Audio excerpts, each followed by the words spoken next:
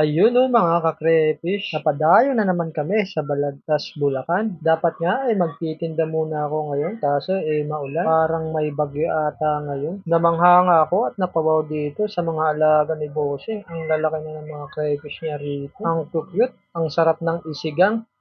Ayan ang mga breeder niya. At ayun na nga at nakapili na ata sirap ng mabibili niya mga crayfish.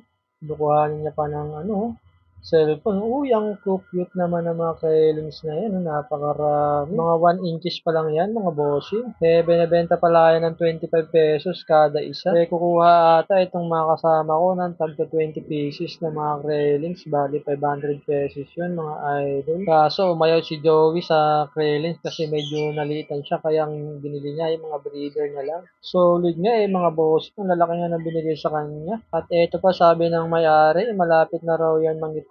Uy, paldo, sana all.